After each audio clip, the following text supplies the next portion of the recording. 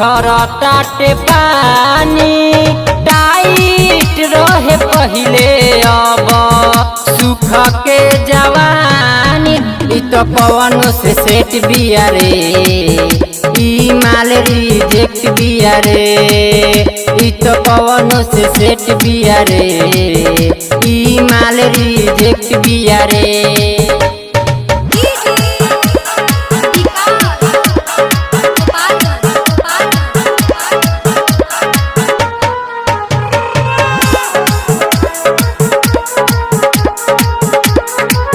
एकरा ओही पर सबके निगाह बाटे केतना गहिर बा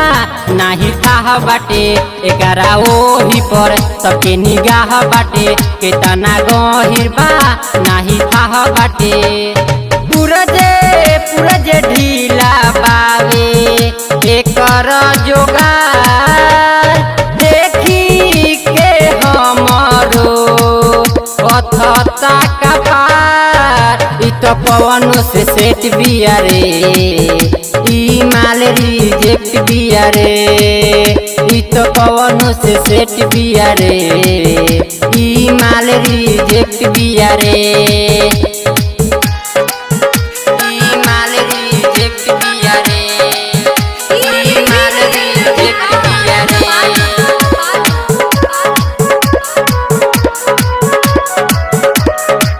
एकरा ओही में सबके हक बावे आगे में भइल बा बहुते ढके बावे एकरा ओही में सबके हक बावे आगे में भइल बा बहुते ढके बावे राइटर दशरथ दीवाना देले नासी गोविंद राज के